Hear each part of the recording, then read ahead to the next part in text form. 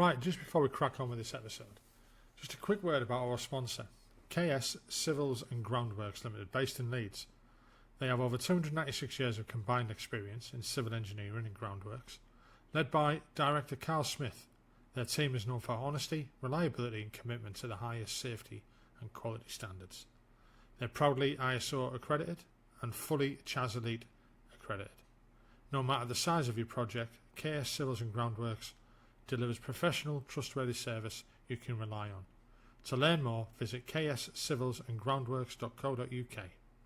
Now let's dive back into this episode. Hi, welcome back to the podcast. Tonight's going to be a little bit different than normal. I've got Dan Gray on. Now, I came across Dan on TikTok. His handle, Christ, we're back in it's the CB days. His name on TikTok is the keen Reservist. And I've been trying to badger him to come on quite a while, and he's finally given. And I say why it's a bit different this episode this time is we're talking about more like mental health and I won't say the depths of what it can do to people. We're all aware of that. But as veterans, we tend to think it's just, we're going to get PTSD and this, that and the other. And it's not. Mental health comes in all different guises. And it affects many different people for many different reasons. Now, I think Dan's story is quite good, and it'll probably resonate with a lot of people. And I want to go too much into it because it's his story. I'd let him talk about it.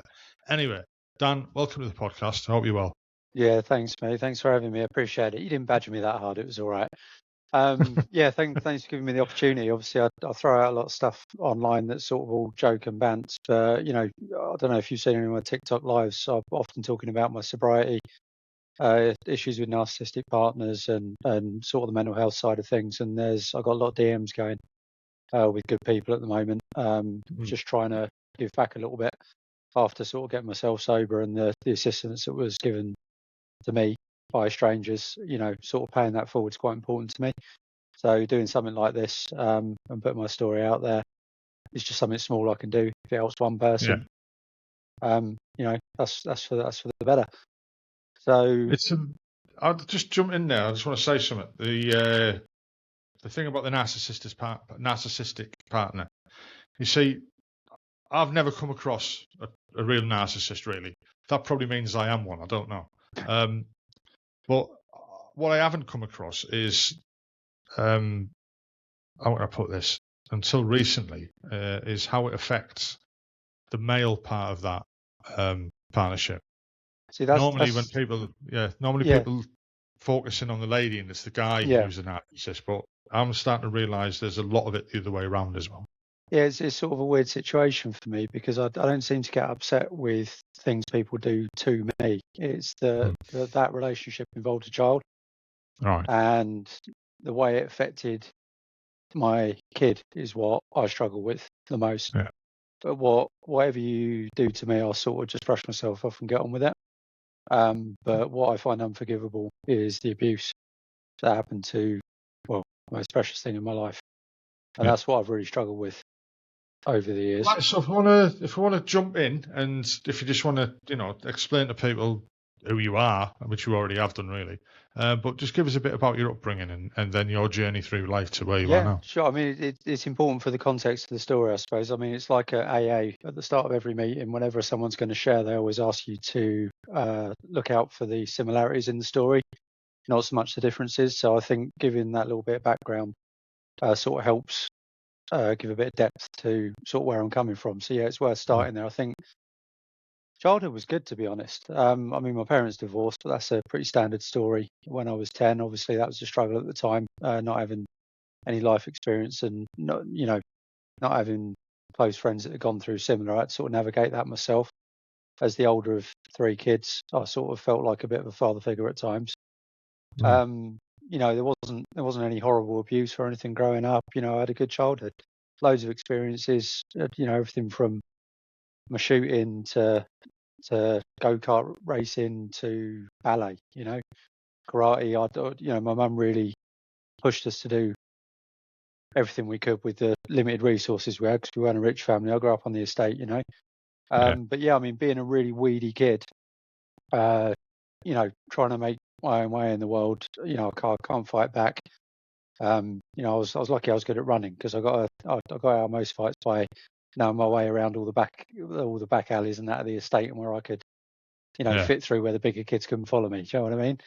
So it's growing up through those teenage years, sort of with that ego and no real outlet for it, because it's an unwarranted ego. Do you know what I mean? Like, there was nothing about me. I was like 50 kilos wet, couldn't fight, crap at sport, you know, like, you know, no girlfriend, not good looking. You know, it's that thing I think a lot of young kids struggle with, is they've got all these thoughts and these feelings and this spark about them that they think they're special, and they've got no outlet for it. So I very much struggled with that. I had a decent little friendship group, but it was, you know, a very 90s friendship group. We were all just ripping on each other the entire time, taking the piss. I was very outdoorsy. You know, I was, you know, the old drinking from the hose. That was sort of my childhood. We'd be out the woods, riding my bike up there, you know, building tree houses, fucking around in the woods, causing trouble, setting fire to shit. You know, it's quite an interesting little sort of classic 90s childhood, really. And then obviously going up through school, hated school, did not get on with it. Never tried, scraped through my GCSEs somehow, getting C's. I think the only one I failed was French. That's because I fancied the French teacher. It made it impossible to concentrate. So yeah, I mean, sort of going up through college, I ended up getting kicked out because, you know, I had a bit of an attitude about me. I didn't like what the teacher was doing. I think I've told that story a few times on my lives, but the short version, he wouldn't let me do what I wanted to do. And although that was justified because I couldn't show him the work that I was supposed to get in the dark room, I was doing photography. I had done it, so I thought I should be allowed to go in. He had other ideas, so I come in with the fire extinguisher. So that sort of ended my schooling quite quick. Apparently that's assault, you know, who knew? I'm and it seeing wasn't a long lot of before I got similarities into here. it wasn't long before I got into bar work, because I think at a very young age I found alcohol, and I was, being that weedy, unsure kid, I found I get a couple of sellers down me, and this little person I am in the back of my head, it comes to the front. I can act it out, and I suppose that is probably the only thing I'm really thankful for my drinking, is that I drank for so long I became that person. So it was something. It was self-medicating. I wouldn't say I was ever depressed or particularly sad child. I think there's an element of boredom in there, because, you know, we don't have access to all the devices and stuff that kids have these days. But I really got into drinking, and anything we were doing from the age maybe 12 to 14, it got to the point where whatever we're going to go and do, as long as it's involving drinking, it's like, I'm fucking there. You know, party time. I always found I partied a lot harder than everybody else as well. When everyone had had enough, I'd be like, come on, you pussies, like, crack on. And that sort of led me into bar work, which was ideal for me, because the bar I was working at was, if people bought you drinks, they'd let you have it. The rule was, if you end up shit faced and you can't do your job, you're sacked. And I've always been a functioning alcoholic, so I could have half a bottle of vodka and talk to you like I'm talking to you now. Probably a little bit more fucking out there and gregarious, and my weird sense of humour definitely comes out a lot more.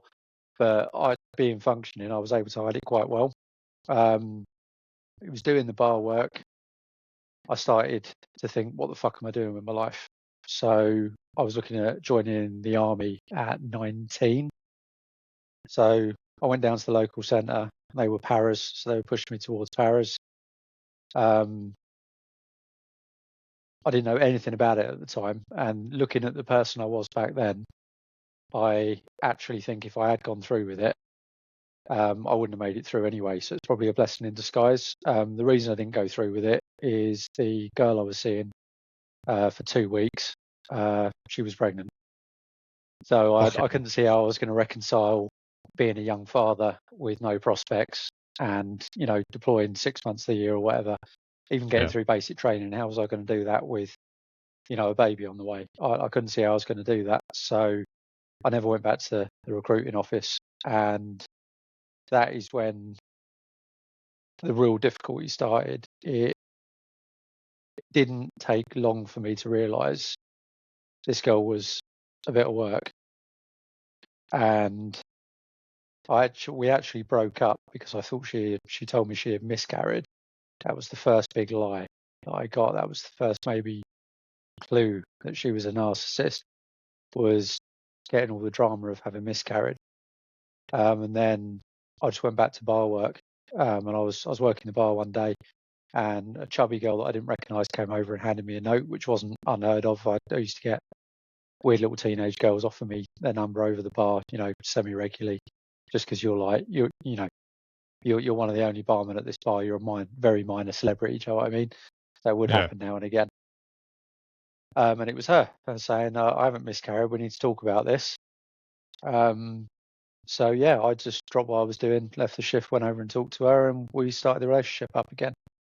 We moved away from home at her request. She wanted to move away from sort of the family unit and start afresh. So we moved a fair way away.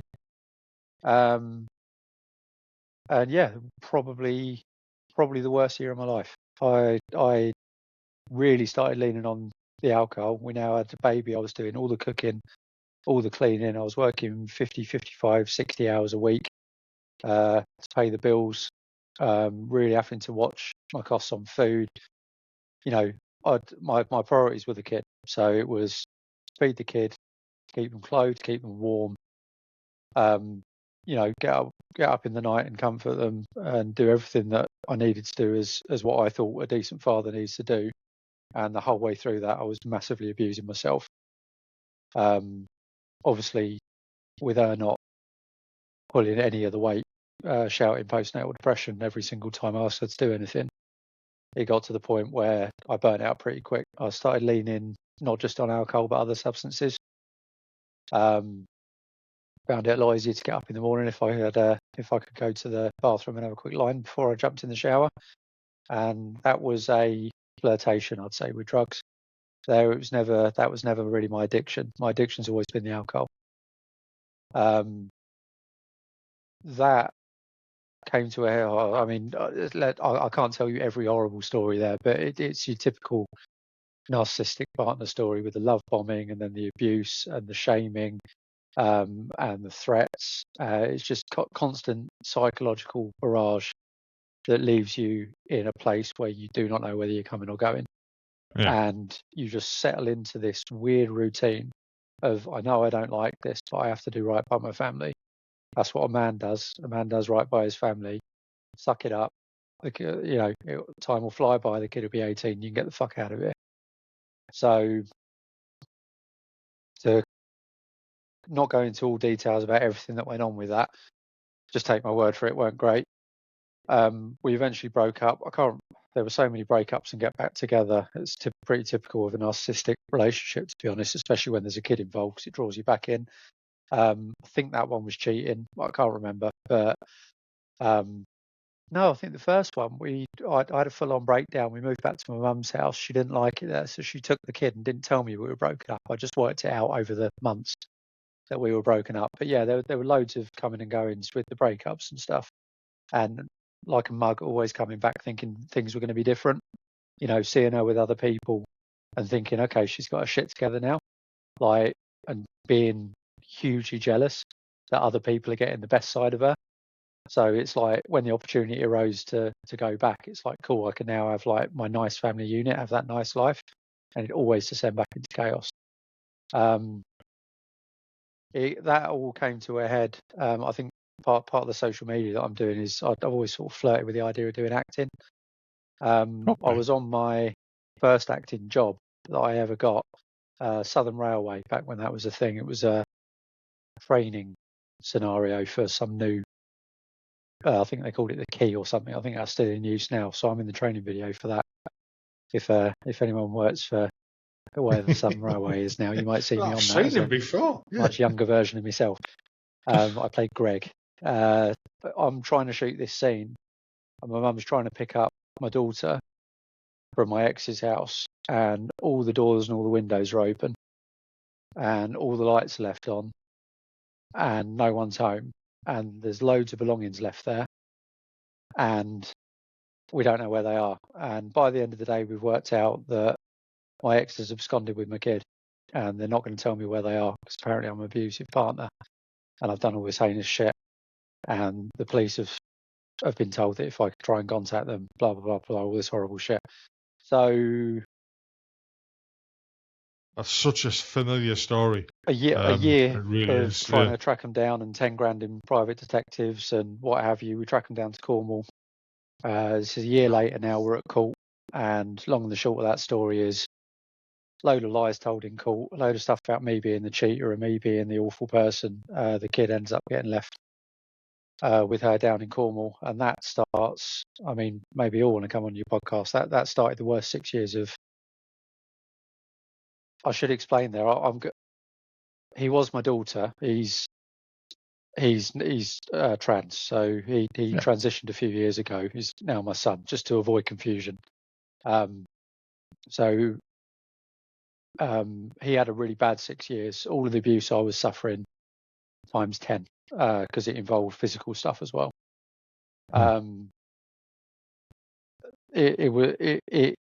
It's been such a difficult period for him, and this is the bit that gets me stuck on it. This is the bit that's unforgivable. Is the abuse that child suffered from the age of 6 to 12 is unforgivable for me. Whatever she did to me, I can draw a line under that, and I can be like, that was shit, but I've moved on. I've survived it. You know, it's made me the person I am now. It's character building. It's sort of how I see it. But what she was able to do to that innocent child, it still hurts now. I don't know how I'm going to get over that. I don't think there's any level of counselling or any amount of help that I could be given that will allow me to forgive that. So that's sort of a sticking point for me. Yeah, so that I was sort of coming to that. Once those 6 years expired, I got the call. I was unloading a cabinet off the back of a pickup on my driveway when I got a call from a number I didn't have in my phone, which I don't usually answer, but someone told me I need to answer this one. And I picked up the phone, and they were saying, "Is that Dan, Daisy's dad?" 'Cause it was Daisy at the time. And I said, "Yeah." And he said, "Look, there's no easy way to say this, but Daisy's round at our house for a sleepover, and there's a load of stuff's come out about what's been going on at home and the way his mother's been the way her mother's been treating her." And I said, I know it's going on. I'm aware of it. There's nothing I can do about it. And he said, "We've got the police involved, social services are involved." And I said, "I'm going to call you back in 10 minutes. Please keep your phone handy." And I got in the car and I drove to Cornwall. And speaking with them on the way up there, speaking with social, speaking with the police, speaking with them, it was quite clear that she couldn't hide the abuse anymore. And something was finally going to be done about it. So I drove up to Cornwall, not knowing whether I was going to be bringing my daughter back or not. But I had to go. Well, what else can you do as a father? I had to go. So I got there, walked up and down the beach for a bit, waiting for the call to work out whether I could go and pick him up or not. Finally got that call. Went round there. Met that family for the first time. I went over some of the details of the stuff that was going on and drove him back here. And that's when sort of the process started for him. We obviously got him logged with social services here. The police wanted to do a lot of interviews. It's a very, very difficult time for him. I think that's where a lot of his mental health problems come from. It's not only the abuse that he suffered, but the way it was dealt with, or the way it had to be dealt with. There's no other way around it. It had to be dealt with. And yeah, we sort of started the process back here. And I think once he was in that safe environment, I think that's when it really all came out. I think when he was in the situation that he was in, he had to put on a very brave face, and he had to just grin and bear it, because he had made attempts previously over those 6 years. I'd gone to the police with concerns, and we used evidence of that in court. But you know, I'm not going to slag off the court process down there. They had to work with what they were told. And unfortunately, a narcissist is very, very good at taking a grain of truth and spinning a story to fit their own narrative. And the judge fell for it hook, line, and sinker. I don't blame him. He, like I say, he can only make a judgment based on the information he's given at the time. And if I'm objective about it, if I was the judge in that situation, I would have done the same thing. It was the wrong decision, but there's no way for him to know that. So yeah, I mean that's been an entire ordeal. And what I was going on to say before we had our technical issues was my youngest with my new partner, who's I've got to shout her out because she's been one of the best things that has ever happened to me in terms of getting me sober and helping me through this. If it wasn't for her support and her input through the kidnap process, through the court process, I've never had suicidal tendencies. It's never like massively occurred to me that it's time to end it. But I think if I didn't have the support from her and that solidarity and that shoulder to cry on, I think it would have been a very different outcome to where we are now. I can imagine. If you haven't got that, whether it's a support network, even if it's like just one of your best mates, somebody. I'm having issues hearing you again, mate. I think it's your headset then. Yeah. So you can tell I grew up in the 90s, can't you? Fucking hell. Hey, I grew up in the 80s, mate. Fucking hell. All right, boomer. Right, yeah, fucking hell. Gen X, actually. Oh, fucking old. Right, again, we had technical difficulties, as you could probably tell. There'll be a bit of cutting and editing there, I think. But I mean, we were talking there about, you were talking about your boy and your missus and your new child. I mean, I'd like to skip back a bit if you don't mind. We have. So in the early days of your drinking at 12, 13, 14-year-old, I get that. I really do, because we were the same, But, fucking hell, what was it we used to drink then? It was always cider, because, you could fucking carry around a lot. I can't remember what it was. It was cheap cider. Long before the days of White Lightning and the likes of that. And it was just an accepted thing, really. Nobody, but I mean, studies have shown that the earlier you drink, the more prone to using it as a crux and becoming, dependent on how later on in your life. Yeah, makes sense. Yeah. And it affects the development as well, unfortunately. And we have, I'm listening to some of the things you're saying there, and, we have a fair few similarities. A lot of squaddies, a lot of men, a lot of women, a lot of people, in general, will use alcohol to self-medicate. Yeah. Or even, I used to go out and I'd go into a function and I'd feel out of place, because I was probably lacking the confidence to be me, really. And alcohol would give me that confidence. And like you said, weirdly, it does make you somebody else. And it's took me a long time to probably find me without using alcohol. And everything changes with a beer or two. Now, don't get me wrong. It does play a big part in your life, even though you won't admit it. I mean, I look back at my army career, and I'm admitting this on the podcast in front of everybody now. All the times I got in the shit, and there was plenty of them. You know what I mean?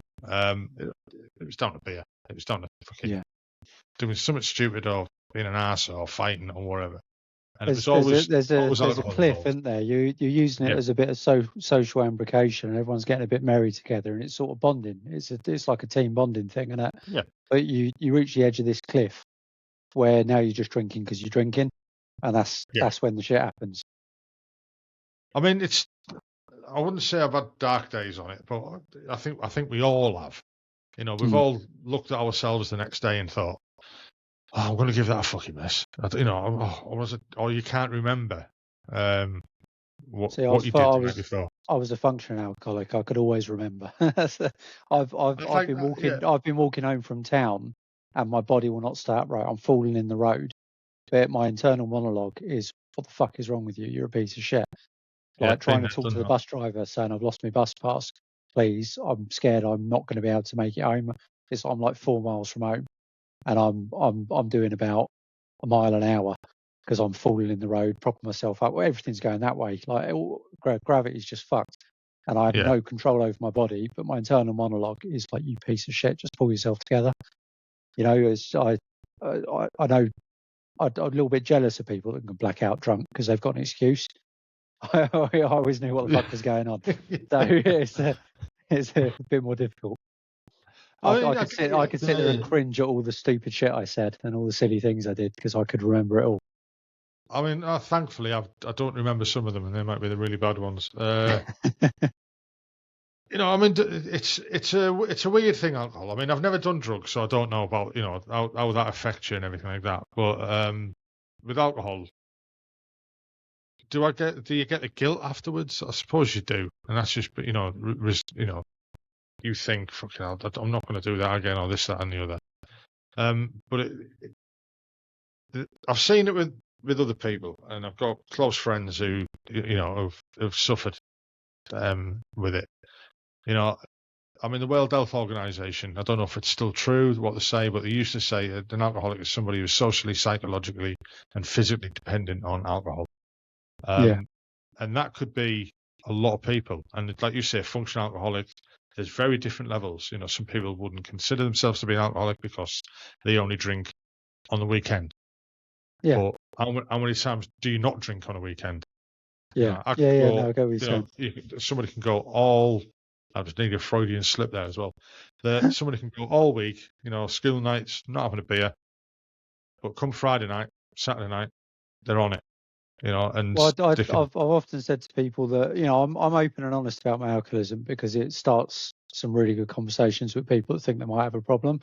It's one of the first things I'll say about myself in a new group of people, because I want to be able to put forward the issues that I've had so that other people can see the similarities and maybe ask themselves, am I drinking too much? Something I say to people that aren't sure often is, if alcohol stopped being a thing, the world forgot how to produce alcohol, you can never have an alcoholic drink again. There's no physical way for you to do that. How does that make you feel? And if people are like that would suck. My life without alcohol would be shit. Maybe you got a problem. I'm not saying you have, but if your general reaction to that is that would make life almost unbearable, you need to ask yourself, what is it about alcohol that you're leaning on there that allows you to have a quality of life? I think it's a case of, you're right what you say there. I mean, with us Brits, I think it's a societal thing as well. You know, hundreds of years ago, we were brought up on alcohol because it was better than, drinking beer instead of drinking better than water, that type of thing. Yeah. And it's ingrained in the psyche. You know, the pub, you go there to see your mates and stuff like that. And there's many reasons for people to drink socially and to excess. And it's the way I look at it is, it's a lubricant to bring people out of the shell and this, that, and the other. And if, drinking sensibly is not that bad a thing, the odd pint one now and again, it's full of calories. It's got, it's got good things in it as well. I mean, that's what I was chasing a lot with my drinking was that 3 or 4 beers deep merriness. Yeah. No, you don't have to take anything seriously. You can just be like, yeah, whatever, make a joke of everything. That was what I was always chasing. But as you build up a tolerance to that, you can never quite get there. I think it's the same with people that are into hard drugs. You're never going to get the same hit as you did from that first experience. And it gets to a point where you don't realise what it is you're chasing, but you can't quite get there either. It's a difficult sort of place in your mind to, especially when you're living it, when you're in it, you don't really understand fully what you're doing. And I think looking back retrospectively and going through AA and getting the advice from people that have been sober for years and years and years, and really fleshing out what it is about my drinking that I liked, it was chasing that. I'm fine, I don't give a fuck. Like I can just brush it off. Do you know what I mean? The escape of from life type of thing. Yeah. I mean, you just mentioned the AA there. I mean, again, I'm going to say something I've never said on the podcast before. I was in the Dry Out Wing in Hanover in oh, fucking hell, when was it? 1988, 89. I was only a young lad. I was getting in a shit massively because I was pissed as a fart every night. And in Germany then, BOR, there's a fucking bottle of Asbach behind me there. You'd be in the bars, you'd be doing them at night, and more beer, and the bars were open at lunchtime. So as much as I was drinking before I joined the army, when I got to my unit, it was fucking encouraged. It really was. It was a culture. It was a really, and the army's, I mean, I've been to a function recently with my old regiment, and that drinking culture, I think, is gone now. It really has. The bar shuts off. My experience of it is it's not necessarily gone. I think it's maybe evolved a bit. Certainly, I've been to plenty of functions. I've been on plenty of courses, Buckshee courses, where it's just like 4 hours of work a day, and then it's straight to the pub, and people have got out of hand, and I've been the one getting people home. Do you know what I mean? Because I'm the sober one. There is definitely still a drinking culture there, but I can honestly say I've never been singled out or made to feel bad. Like, when you're doing the toast, when there's you're coming up to an anniversary or something, and you're going to do your toast with port. One of the nicest gestures that I've had at my unit was Sergeant gave me a port, and I said, "Mate, I'm a recovering alcoholic." And he went, "I know, it's Ribena," so that I could take part. And I think that drinking culture is still there, but I think as sort of the army's developed, I don't think you need to worry, if you're a teetotaler or if you're not a heavy drinker. I don't think you need to think you're going to be barred from something in the military, because that's not been my experience. I can't speak for every unit.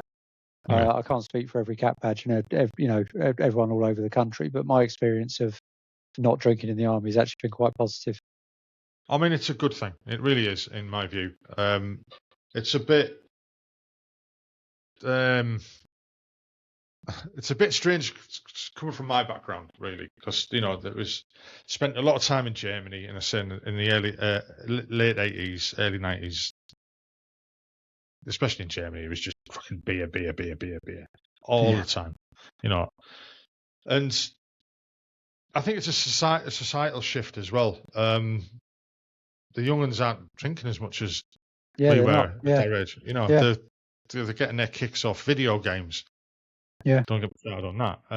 But they're getting their dopamine hits off YouTube, off video games, off TikTok, whatever. But that's how it is. Whereas we were getting our hits off running around the streets, going out having a fucking beer, chasing the girls and stuff like that. I think it's a boredom thing, isn't it? I mean, you probably had this in Germany when you finish for the night. That's you done. What are you going to do with yourself now? So it's to the pub, isn't it? I mean, I think now with I think that's definitely played a role in drinking culture in the younger what you said there, how you said you don't feel any stigma from not drinking in front of with lads. I'm thinking back then in them days, if somebody was staying in the room and not coming up to the bar, and they were staying in the room to fucking learn how to play the organ or build models or or whatever, they would like look down on they're the strange one. Yeah, you're not the strange one who's going out fucking trying to kill your liver and batter each other. It's they're the strange one, and it's, as it shows, they really weren't. But I'm not saying not everybody in the military has a fucking issue with alcohol. I think it's high. It's probably higher than a normal civilian cohort, type of thing. But I mean, I mentioned that where I went to the drying out clinic, and I was there for a couple of weeks, and I kind of wanted to go there, but I kind of used it as a way to try and get out of this shit for being a bad boy when I was drunk. I'll fix myself. I'm off there, that type of thing. And I'll always remember them sitting there. We were all doing the group lectures and stuff like this. And they went around the group and they says, right, are you going to totally abstain, or are you going to try and control your alcohol? And I don't think anyone who was in the group then said they were going to abstain. And the guy, the nurse basically said to us, look, that the environment you're in, right, and you're here, we were all like young. There was a couple of like older and really senior guys there as well. I mean, it's the first time I'd ever seen proper delirium tremors. So I just thought DTs were the shakes. These guys thought he was fucking. He thought he was on a Viking ship. And he was battling people trying to get on his ship. That's how his Jesus. mind was going. You know, that 48 hours to 72 hours, that period of after your last drink, where your brain is going into overdrive because it's trying to find that bit Well, that I it mean, needs. when I first started at AA, that was when I told them how much I was, when I broke down at my first meeting, when I told them how much I was drinking and that I want to stop, but I can't. They said about the tremors and stuff like that. And the first thing I thought was, oh, cool, I don't need to stop drinking yet. I just need to curb it a bit.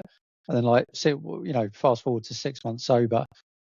I have no appetite. I still, to this day, I only eat one meal a day. If I get hungry, if I don't eat like immediately, 10, 15 minutes passes and I forget I was hungry. I thought there's something wrong with me here. I've got stomach cancer or something. So I went to the doctors to get like full blood work done. And he said like, oh, how long you been sober now? I said, 6 months. He said, well, mate, I'm looking at your charts here, mate, and liver fucking wicked, kidneys wicked, blood pressure wicked. First thing I thought was, I haven't done that much damage. Maybe I could carry on drinking, and that's the alcoholic in me, thinking like, oh, I haven't done enough damage yet. What I don't need to stop. Why am I putting myself through this? You know what I mean? Fucking hell. Yeah. I fucking get that as well. I mean, they said to us basically, if you don't, the environment you're in, if you don't abstain, you're going to relapse. It's as simple as that. It'll take a massive, massive willpower to be where you're at now. And then in the army, it's such a young age, peer pressure and stuff like this. You've already succumbed to it because you are what you are. And I was like, no, we'll be able to control it. The fucking night I got out of that hospital and went back to the unit, right? I got back on a Friday afternoon, and what we used to do in them days was the battery bar would be open at lunchtime, right? And the BSM would read battery orders to us. So that was the excuse for everyone being in the bar. Battery orders would get read, and that was it then. Straight back to it. Everyone was straight back on it. It's a story I've heard dozens of times in AA. I mean, I've spoken with people that are 10 years sober. And they think, I haven't had a drink for 10 years now. I must have a handle on this now. A glass of wine's not going to hurt. And it's not that glass of wine that hurts. It's you've just planted a seed that you've got control of this now. And it's that glass of wine on a Monday in January has done more damage than you realise, because come May, you think, I had that glass of wine in January. It was no big deal. I'm not drinking again. I could have a couple of glasses of wine tonight. And then fast forward to January the next year, and driving license gone, job gone, family gone, in prison. This is what alcohol does to people. If you've got that germ, if you've got that problem with it, you need to. The first step of AA, step one, is admit that you're powerless over alcohol, and it's a fucking hard step to take. What pushed you into going for recovery then? Was it pivotal moments, or was it just gradually? I had plenty of times where I would go into the kitchen, reach on top of the counter where I hid my vodka, pour it down the sink, and say, "It's enough. You need to fucking stop this," and drive straight to the off license on the way to work the next day. I wanted to stop, and I knew that I couldn't. I knew AA was a thing, but I was scared of it. It finally came to a head. I was giving my kid a bath upstairs, and I knew there was a bottle of vodka behind the sink. I knew it was empty, but I thought maybe, some condensated, and maybe there'll be a dribble in the bottom. I can just get a tiny top up. I was trying to get that out from behind the sink, and the missus came up the stairs, and I made a fucking racket trying to hide it quickly. And she's like, "What the fuck was that?"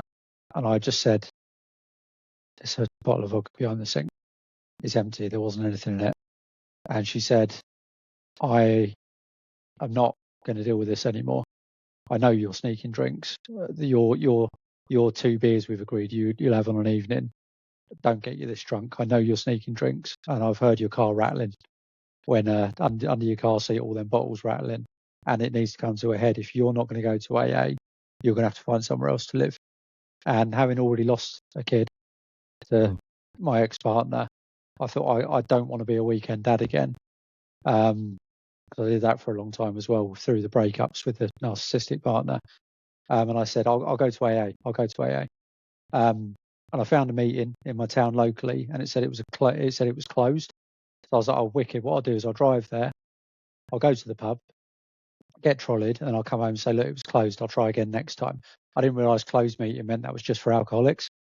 So an open meeting is you can bring your family and friends in, and they can see what you're doing and that. So I saw the sign outside. I was like, fuck, shit, I need to go in. And I'm half cut. I've been drinking on the way there, and I just sat at that meeting. I picked a spot on the wall, and I just stared at it, sort of half aware of what was going on, trying to listen, trying to understand. And then towards the end of the meeting, someone said, I noticed we got a new face here. Like, do you want to say anything? And I just said, I don't know what I'm doing. I can't stop. What do? I don't know what to do. I need your help. And they just immediately pounced on me in the kindest way possible. No judgment. That's the thing with AA is, I think the reason it works is because everybody in that room, differences aside, just looking at the similarities in the stories, everyone in that room understands the trouble you're having because they were there at some point. And it's a lot easier to take advice from these people, because when you hear someone say, I'm 10 years sober, you're just like, how have you done that? I want to do this. How have you done it? You know, and they tried to get me to find my higher power, you know, believe in God and all that. And that's not for me. So there are AA meetings that take all the religion out of it. And I found my higher power was just a belief in the group. You know, once a week at least, I was sitting in a room of people who have been sober for a significant amount of time. And a bit of my ego came back, and it's like, if these sad fuckers can do it, yeah, I'm going to do it. Do you know what I mean? So that's how I found my sort of power. And then it was only going through the 10 steps, going through step 4, deep molar inventory, looking at the things I've done wrong, and trying to own up to that and understand why I did those things. And then step 5, trying to make amends, is insanely humbling. And that is what finally dropped my ego, is I had to accept that I'm not this like super ally, mega amazing, intelligent, charismatic leadership material that I'm trying to portray. I'm the same as everybody else. And it's not a realization that's easy to come to. It is a horrible process. And I'll say to anybody that's listening this far in the podcast, if you're thinking about AA, I ain't going to lie to you. I'm not going to sugarcoat it. The first year sucks. Okay, going through the program, you are going to feel like a piece of shit. The program necessarily, it breaks you down to your fundamental level, and you really have a ludicrous understanding of who you are as a person, good and bad, by the end of this process. But the other side of that, talking about roughly a year sober, when you pick up your 12-month chip, it's such a bright place. It's such a good place to be in. And if you're watching this and you're struggling with alcohol and you don't know what your first step's going to be, my DMs are always open, whether that's Instagram, whether that's TikTok. Just type in the Keen Reservist, no spaces. Drop me a DM. I'm pretty fucking good with my admin. If you don't know how to start that conversation, just say, I saw you on Frankie's pod, and I want to talk about drinking. Just use that as your opening sentence. I've got all the fucking time in the world for you. Not sugarcoating it, it is a difficult process, but if more people went through this, there would not be so many cunts in the world. Yeah. I mean, you mentioned something there about the AA and the religious side of it, you know, and I know guys, probably me, who thought about it, and that was one of the things that put them off, was that, you know, they didn't want to go down that route. For, you know, fucking, I wouldn't say I'm an atheist or they're an atheist. I'm fucking, yeah, me. It could kind of put me off, you know, of thinking, well, I don't want to get involved in that shit, to be honest. But a good friend of mine who's suffered with alcohol addiction for a long time, you know, he goes for months and months and months, 6 months, 12 months without any issues, and then he'll just have, go on a bender, and that bender will last a week, and one of the hard things I think for someone who's on the outside of somebody who's going through that is trying to deal with them and trying to reason with them. So if I'm trying to talk to someone or reason with someone who's in the clutches of an alcoholic episode, where it's not, I'm not on about they're just pissed. I mean, when it's they've happened, completely lost control over it. Yeah, they've lost everything. They've fucking the amount of alcohol that's getting drank during that week or that fortnight or whatever is unreal. They've stopped going to work. They've stopped. People have get that bad where they stop washing. They're fucking defecating. The cell. And it happens. It sounds a bit extreme, but it does fucking happen. See, I'll just sorry to just chip in there. Yeah, sorry. But that's something the alcoholic in me will hear something like that and think, well, I wasn't that bad. So am I an alcoholic? I was able to get up and function and shower and cook and clean, look after my kids, not miss appointments. I was able to, and this is what they say in AA is to look for the similarities in the story. Don't just see a difference and say, oh, okay, well, I'm not that bad, so surely I'm not an alcoholic. But it's the difficulty for something like I said, for somebody who was on the outside of that, is trying to get through to them. I mean, something I've learned recently that, as a helper, not a counsellor, a helper, is sometimes you just have to be there. You can't fix people. Not without. It has to come from yourself. That's the thing. Is you can say all the right things, you can give all the correct information, but you can't understand it for people. And it's the realization that, like you had, that you have to do something about it. And there will be people who are listening to this who'll be thinking, if I did that, and it's just that little bit what you just said there about, well, fucking, I'm all right, actually. What am I going to do in the future? The future scares people as well. That, again, what are you going to do without it? Will I be the same person? Will I be this or this, that, and the other? I mean, health-wise, it's going to make you better. It is. I'm the same as you. I get regular blood tests, right? And my LFTs, when she says, yeah, they're normal, I'm like, they fucking can't be. It just can't be. I mean, I'm not. It turns out I'm immune to kebabs. I fucking wish I was. It's forward thinking to get people to kind of admit that they've got issues. It's the anxiety, isn't it? Hard. It's when you're thinking about the future and what it may or may not hold, it's a level of anxiety. It's the difference between depression and anxiety, isn't it? Depression is you're looking at things that have happened. The anxiety side of things is what you think of the future. Yeah. What if? Yeah. It really is. I mean, we'll move away from that for now, because I think I've admitted too much. The narcissistic relationships. We mentioned it earlier, and I said, I'd never really come across it until recently, where I've watched it in another relationship. Luckily, I've never been in that type of relationship. Maybe I am the narcissist and I don't see it. But there's a YouTuber guy called HG Tudor, Knowing the Narcissist, it's called, and very insightful videos. You never see his face. Nobody knows who he actually is. But he tries to explain in one of them, and I've read it and I've looked in other things as well. And it's a true narcissist are very, very hard to find because there's not that many. They're a step down from a psychopath type of thing, almost. There's a lot of people get labelled as a narcissist just because you had a bad breakup. There's a lot more to it than she or he was a complete cock or a bitch to me. There's the layers that you need to go into to be classed as a narcissist. A true narcissist probably doesn't know they're a narcissist. That's the other thing.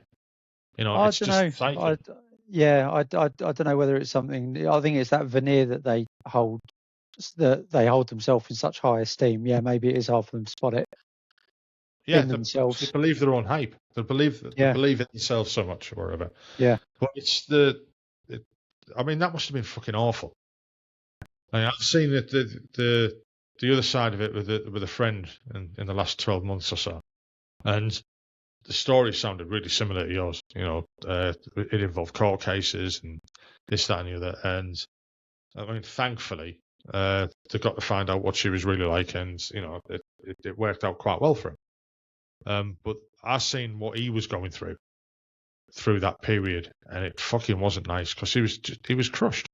But the You thing know, is, when you're in it, you don't necessarily realize that you're in a relationship with a yeah, narcissist. It's only once you've had that separation, that time apart, and something might trigger you. You might see a TikTok or an Instagram reel, or you might see something on YouTube, and it starts getting the cogs whirring, and you start looking at, someone sets out what is a narcissist. These are the tricks they employ to keep control, keep themselves the center of attention, control the narrative, control you.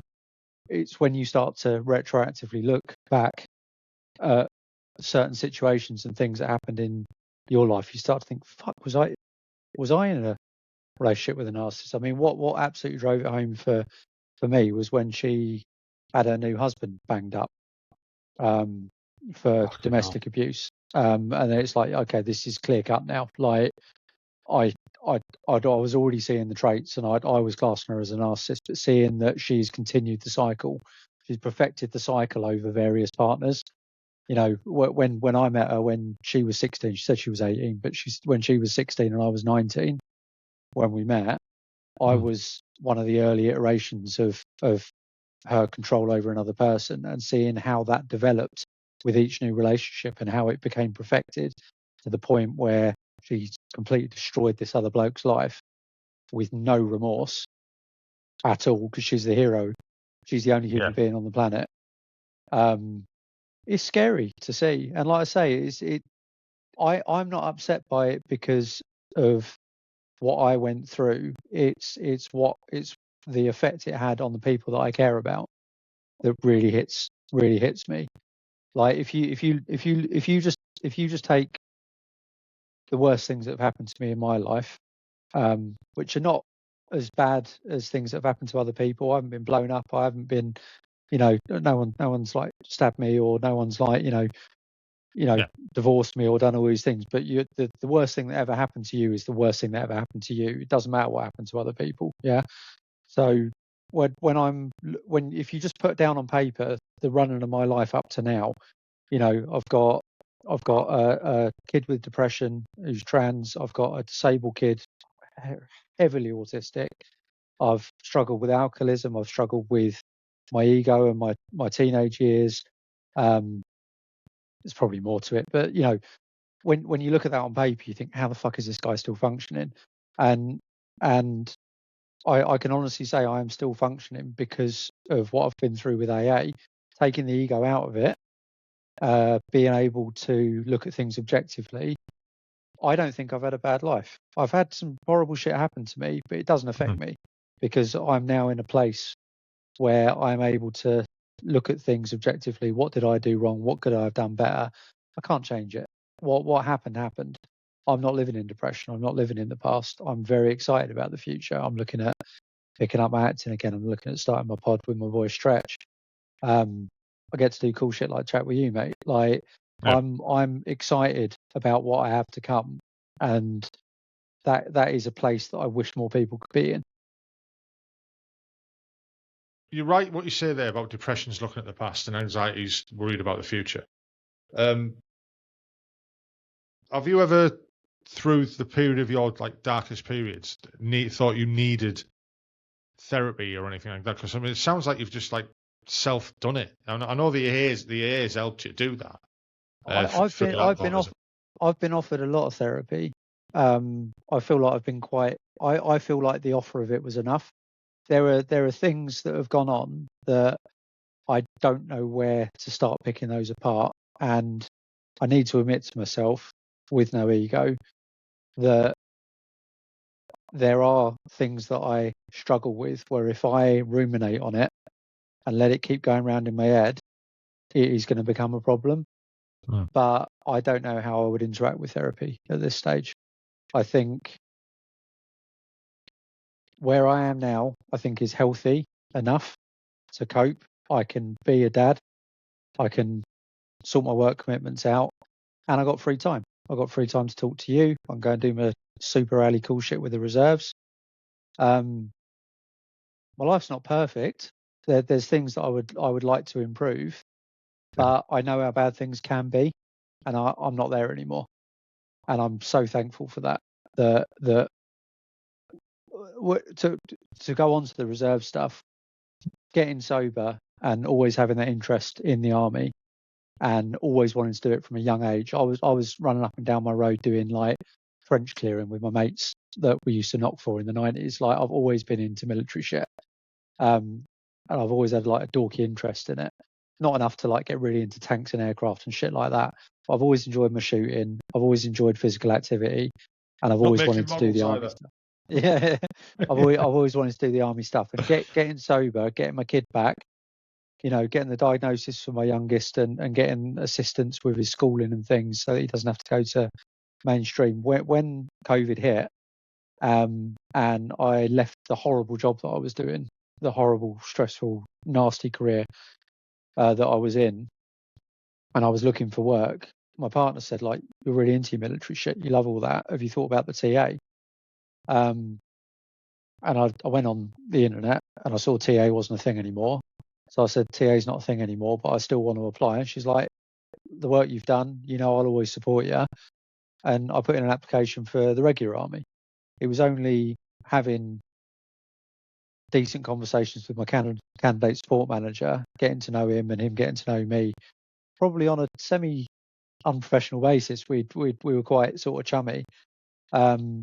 He said, like, with what you got going on at home, have you thought about the reserves? I'm like, what the fuck is the reserves? And there's very little. I think this is how my social media is sort of taken off. Is there isn't that much information out there about what the reserves actually do. And most of my inbox is people asking questions like, will I have to live on camp? Will I have to go away for 6 months training? It's no, you don't. All of the courses are tailored for you to have a 9 to 5. You know, the longest course you'll go on is 2 weeks, and it is so manageable. The stuff that I'm able to manage, I've got a disabled kid at home. Mrs. works full time. I've got my eldest son with the problems that he will have for a prolonged period going on. With me having a full-time job as well, I'm still able. I can't do as much as I want to with the reserve. That's me being selfish. I can't always put myself first. I'm always going to put my family first. So, you know, with the reserve becoming an option for me, I threw myself into it. And when I first saw sea drills, courage, discipline, respect for others, integrity, loyalty, and selfless commitment, I proper dorked out on that. I was like, I had these ideas in the back of my mind, like going through AA, the sort of person I want to be. And then when we did our first recruit and candidate lesson and they showed us that, I was like, that's exactly what I'm trying to do. So it's like, I'm going to fit in here. Do you know what I mean? And it's been a fucking roller coaster, mate. I've done more than I thought I'd get to do at my advanced age with the reserve, with stuff in Germany, assault pioneer course, just done my PJNCO carder in the worst condition. I knew it was going to be a hard course, right? I knew it was going to be difficult from a physical standpoint. I was ready for that. All right. I trained for it. I was ready for it. The weather added this layer of difficulty that I don't think any of us were prepared for. I think we started.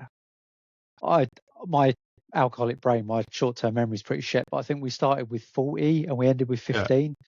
The weather just fucked people. Obviously, there was injuries and stuff as well, but it was an absolute nails course. And I'm in a place where I've got to ego check myself, but I'm letting myself be very proud of what I've achieved on that course. It was absolute nails. Oh, just say then, where was it at? Catterick. I thought you were going to say something like Otterburn, where it's got its own fucking weather system. Yeah, no, there was the option to do Brecon or Catterick. Someone told me that the Queen's Div one at Brecon, they just beast you. And Catterick, there's a higher level of sort of teaching. So I was more interested in that because anyone can get beasted for 2 weeks. So I don't know the accuracy of this. I'm going to have to put a disclaimer there. This is just what one person has told me. All right. So anyone can get beasted for 2 weeks. I was interested in actually learning actual leadership, and I thought the way they ran the course was exceptional because they give you the ALDP, they give you the lessons, you do your talking in front of people, you do your what is a toxic leader, different leadership techniques, and then when you are in the field, we spend, I think there's 2 5-day exercises in that 2 weeks. You're barely at camp. They break you down to a point where it's very easy to fail, and because they've got you for such a short time, that is what they're looking for. When the shit hits the fan, when you're tired, when you're being attacked all night, when you got to stay up on stag, when your sleeping bag's compromised, so you're just gibbering the entire time. Can you still function? Can you still be an effective leader? And I can tell you now, anyone that was in the room with me picking up a certificate at the end of that, I fucking die for those people. They have the leadership quality I saw from the people on that course. There were some real mongs there, don't get me wrong. I'm glad they didn't pass, but the qualities I saw in the people there, the determination, the grit, and being so broken down to the point of almost tears, and still getting up, getting your body armor on, getting your weapon on, say, cool, how many section attacks are we doing then? How many advances contacts are we doing? I'm just going to do it, doing it right, with humility, making sure everyone knows what's going on. Fantastic course. So I mean, good. one of the things, I was a regular, obviously, for 27 years and worked with the TA on a number of occasions, usually on tours and stuff like that. And I never had a bad thing to say about them. We'd always used to have a bit of banter, kind of stabs and stuff like this. And Has to be they done. had names. Yeah, they have names for us. I don't know what they are because, I just ignore these.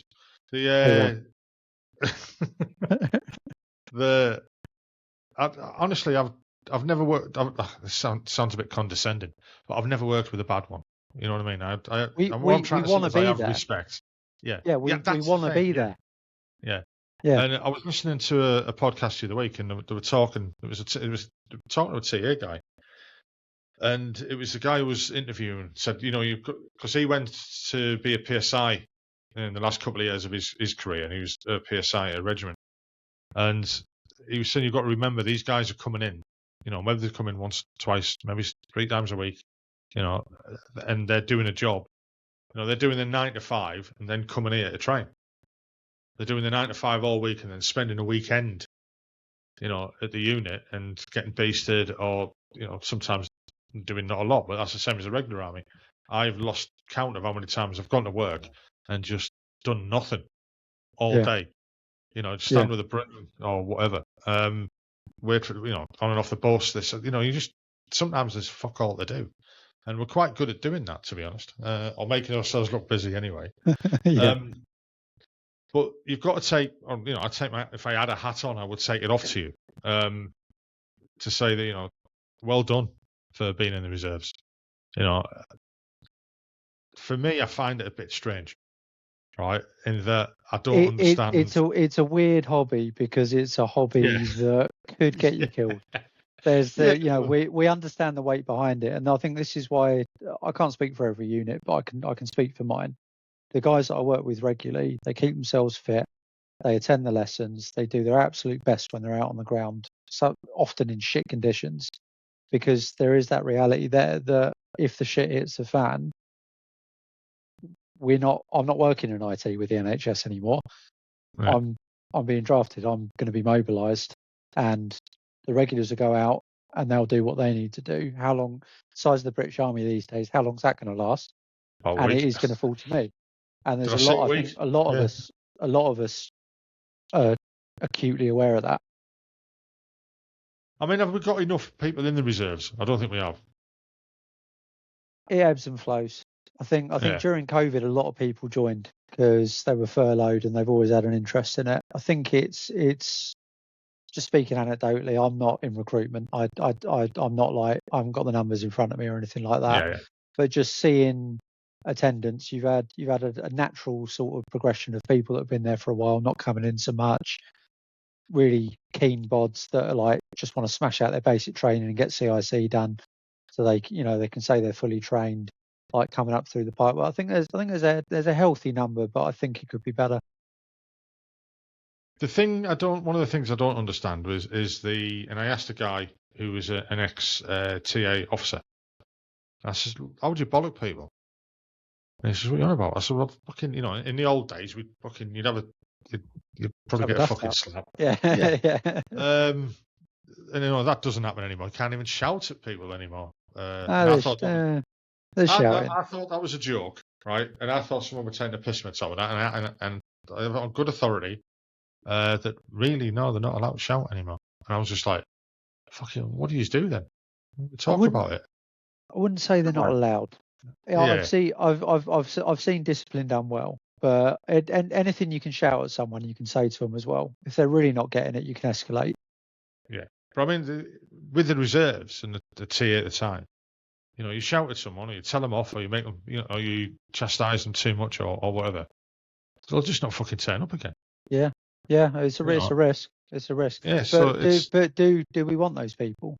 At the end of the day, if you can't take like a low level beast in, what use are you going to be when something actually drastic happens? Do you know what I mean? Yeah, I get that. Yeah, I never think of it that way, but I just thought, fucking, it's because it's an alien beast to me, really. I've got lads. I know lads who left the army after 22 years and then carried on into the TA. And whether that's because they couldn't leave the uniform alone, or they had a fetish about wearing it, I don't know. Maybe might be the little money incentive as well. Oh, it wasn't for me. When I left, I was like, it's a bit of a light switch, but I think it's on at the moment. I think if people are ending their regular service and they think they're done with it, I think they're giving a little bit of a golden handshake to give the reserves a go for a couple of years. Well, if anyone's listening to this, I'd look into it if you're coming up at the end of your time. But it's probably better than joining the MPGS. It's the experience the regulars bring over as well. It is a different pace. I'm not gonna sit here and say the reserves are exactly the same standards and quality as the regular army. I'm not going to say that for a second, but the reserves I've worked with, they're keen as fuck. They really want to be doing it, and we've had this echoed from when I've worked with the regulars. I've doing some stuff with the Rangers, doing some stuff with regular instructors from various battalions. A few of them have said, like, we like working with you because when I'm working with 18 to 20-year-olds, they don't want to be here. They're just sent on another bloody exercise and they'd rather be back at the block. You guys, like you said earlier, you do your 9 to 5, and then during that week, you've packed all your kit together. You've turned up with the right kit at the right time and the right attitude, and you're here to learn. You actually want to be here, and it's a breath of fresh air sometimes. And that is what you tend to get from the reserve. Is because if we didn't want to do it, we wouldn't turn up. That's a fair point. I'd take my hat off you for doing it. And like I mentioned, all the guys that we've worked with on tours throughout the years, fantastic, absolutely fantastic. I mean, it led a few of them onto not joining up full time, but they went in the old S-type engagement. So they signed up for and ended up doing quite a long time, like 9 years, some of them. Even though they're on S-type, they went. This is what a lot of people don't realise as well. Like, if you put your application in as a reserve, and you do your basic training in the reserve, there's no reason if you absolutely have taken to it and you decide this is for you, there's no reason you can't put an application into transfers to the regulars. I've lost a couple of really decent blokes to the regs. They were like the top third bods sort of our unit, and they're like, this is a bit of me. I want to do this full time. And they don't have to go back to week 1, day 1 of basic. They end up usually, in my experience, getting bolted onto the back end of phase 2, and then finish that off, get another pass out parade to join a regular battalion. That is an option for people. So I'd often say to a lot of people in my DMs when they're asking, should I go regular, should I go reserve? I'm not sure. I say to them, if you're not sure, just go reserve. Just see if you like it. You don't have to sign a 4-year contract. You can do as much or as little as you want. If you think, yeah, do you know what? I love this. I'm good at it. I'd actually be an asset. Then go reg. That's not a bad way of doing it, actually. Not a bad way at all. I think I'd start advising people to do that. I'd never even thought of doing it that way, because that's not the journey I went on. You know what I mean? So I joined at 16 and was in for the rest of my life almost. It felt like it. But I would never have thought of going down that route and then transferring over. In fact, to be honest with you, I didn't even know you could. I thought you'd Hmm. have to join and go through phase one. This is what I mean. I've had a few TikTok accounts, but the only one that's taken off is the Keen Reservist, because there is information out there on the reserves. There is information out there, but it's not got nearly the level of depth that you can go into if you're looking at joining the regulars. Not nearly. I mean, don't get me on people are curious about it. They ask, they'll often ask me the question. I'm not going to beat around the bush. I ain't an incredibly smart bloke, but if I don't know the answer to someone, I've dropped the ego and I would say, mate, I don't know, but I know people that do know, and I can get back to you. Do you know what I mean? So I think it's part of my sobriety is trying to be of service and use to other people, and I feel I feel I've been fairly useful to people in that regard. If they got an interest in it, I'm not going to dissuade anyone from going straight to regulars, and I'm not going to dissuade anyone from going reserve. It's a personal choice, depending on your own circumstances and what you want to do. Yeah, true. If you've got questions about it, least I can do is, if you're interested in it, I want to encourage you. I want you to live your best life. I'll find out for you. I mean, I don't want to take up the rest of your night because I know you've only got a limited period here. What's your future plans then? What you looking for most of all in the future? Obviously in the Army Reserve, I'm looking at getting my stripe now. So I've done the course. My course report was standard middle of the middle third, but I'll take it. I definitely think there were some top third qualities in there, but if they don't see it, they can't mark you on it, can they? So there you go. Yeah. Is what it is. So yeah, I mean, I'm looking to promote and start passing on a little bit of whatever knowledge I've got to the next generation coming through basic. With obviously a look to keep training going to start looking to go full corporal in a couple of years. I think with the way my missus has changed her work pattern, it's going to be easier for me to do more reserve stuff, but obviously I need to balance that with the family life. Yeah. So my outside of the army, I think I want to keep what I'm doing with the NHS. The job I'm doing now, best job I've ever had. Boss is an absolute legend. People I work with are great. The job, as long as you're getting the work done, they're happy. There's no one micromanaging you. So I'm very happy in my civilian role. I just want to do this till I die. In terms of the social media stuff, keep growing the account. Very much looking forward to starting the podcast with Stretch. We're sort of getting all our ducks in a line with that. So shameless plug for the Remph pod. Really excellent motherfucker podcast. Fucking hell, absolutely. Yeah. I might as well just give up. It's not army based, so it is called the Remph pod, but it's really excellent motherfucker. We don't want to put another military podcast out there, so we've got a few really excellent motherfuckers that want to come and have a chat about their skydiving and about their anti-poaching and about their airsoft and various things. So we don't want it to be a podcast that it is like, if you're a regular soldier, you've just done your 9 to 5. Last thing you want to do is get back to the block and listen to a load of people tell war stories. You've had enough of that, haven't you? So we just want to, I'll just fucking quit now, shall I? We'll get you on, mate. You could be one of the first guests. No. We talk about all your war crimes. Fucking hell, there's been many. But yeah, I mean, that, mate. It sounds really good, to be honest. Yeah, but I'm looking at sort of extending the social media. Just keep doing it organically. I'm not going to try and do anything absolutely mad to like blow up overnight. I quite like the way it's growing slowly. It's got genuine people following me for the content. A lot of it's memes and stuff. I've sort of taken a step back from doing the acting bits and bobs, but I think get the pod started. I'm going to start looking for opportunities to flex my acting muscles here and there where I can. This is why I agreed to come on the pod. It's all good practice, public speaking and sort of, all that good stuff, getting my face out there a bit. So yeah, just no like concrete plans. Just keep doing what I'm doing, mate. Yeah. See what happens. I mean, it's been lovely talking to you, and I didn't know most of your story, only the bits and bobs beforehand. But obviously, you brought up things that have made me think, as you could probably tell. Whether I act on that or not is another thing. Maybe it's a story for another night. But it's been kind of enlightening really, especially talking about the AA stuff so honestly. Because a lot of people will maybe put off going that junction and trying it really, or taking that first step. Yeah. And then, seeing how far they can get on that journey. Maybe I could honestly, I could do a whole podcast on sobriety. I could do a whole podcast on narcissism. I feel like we've scraped the surface chatting here. There's a lot more depth to a lot of this, but we can't. If we fully fleshed all this out, it'd be a 9-hour podcast. So I'm always open and honest about what I've been through and where I am and what you can do if you think you've got trouble with it, because some people just need that little. My nudge was my missus giving me the ultimatum. I don't know whether this will nudge anybody into looking at their behaviours or not, but it's worth putting it out there, isn't it, mate? Yeah, it's totally worth it.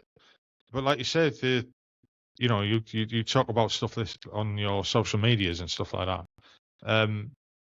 You may have already done that. That action that somebody else has taken because they've listened to your story on TikTok or watched you on Instagram or anything like that, and you don't get the feedback, you don't know. But you don't need it either. I've had people approach me and ask for help and stuff like that, and say to me that listening to the podcast has helped me do this. And great, that validation is fantastic, and it made me feel absolutely brilliant and humble. But you don't need it. I don't need that. I do this because I enjoy it. It's my hobby, and it's cost me a fucking fortune with the models and this, that, and the other. But it's I think any aspiring content creators out there, I think that's a great tip to sort of end on. Is if you're making content, you need to enjoy it. Don't think you just need to push it out and force it because people can tell. If you're forcing content, there's something about that content that is not going to resonate with people. You need to find something you enjoy. You need to find something you're passionate about, and I think that's what you've done with this pod. The half a dozen episodes that I've watched of yours, that comes through in your pod, Frankie. I can tell you're passionate about it, and I can tell you care. Like the amount of time it's taken us to set this up, you've got a lot going on in your personal life outside this, but you still find the time, and I think that's what I like about your pod. Is there is a level of genuineness to it. Thank you. The other advice I'd give anybody is don't, like you said there, don't rush it. Just be natural. Like you said, that when I started this, I spoke to another guy, and he just said to me 2 things. It'll take about 4 years. The second thing, don't look at your analytics because it'll just piss you off. Fuck yeah. What's the first thing you do? Yeah. What's that? Oh, nobody. Yeah, we're all guilty of that. It just does. You open your phone, you haven't got AE notifications. You're like, what have I done wrong? Yeah. Yeah. It kind of, but you just got to get used to it. Just let it grow, because if it's going to happen, it'll happen. If it doesn't, just carry on enjoying the journey. Oh yeah. Right, Dan. It's come up our time now, I think, because you need to get off, and I'll need to start find out which bits of this edit I need to take out because of the technical issues we had. Our boomer issues we had. Yeah. So again, thank you for coming on. I've enjoyed it, and I literally, anyone who's listening to this, if you think that it might mean something to you or make you feel different, or take that feeling that you've got now and run with it. If you think that doing something like going to the AA or seeking help or getting counselling or go see the doctor, talk to your mates, whatever. If you think that's going to help you, then do it. Right? Don't be scared. Don't be scared of doing it. Like Dan mentioned, the anxiety. Don't think too far ahead. Right? Because if you do, you'll just put yourself off and you'll just be back to where you were. Go for it and just see what happens. That's the problem with saying. That's the problem with saying, right, on first thing tomorrow morning, I'm sorting this out. The thing is, with tomorrow morning, is always tomorrow. Yeah. Like you say now, if someone's really resonated with something that we've talked about here, do something about it now. Whether that's contact me, the Keen Reservist on Instagram or TikTok, stick a comment on the pod, reach out to your mates, like we've just said here. There's no time like the present. If you're getting those feelings now, they will dissipate. And I put off AA for probably 2.5, 3 years. And I wonder where I could be now if I had just run with that initial feeling, how far ahead I could be now. Right. Okay. Again, thanks for coming on. Yes, Really been a pleasure, appreciate mate. it and enjoyed it. I hope it's not been too amateurish for you. Not at all, mate. Not at all. It's been great. I hope you enjoyed that podcast. I enjoyed recording it. If you could just hit the like button, and also if you could subscribe and hit the notification bell, that'd be great, because it'll help the channel grow. The more people will see it, the bigger it'll get, and the more guests I can get on, and the more people I can talk to. Well, I hope you enjoyed it, like I said. Look forward to the next one. Hopefully we'll be out next week as normal. Bye-bye now.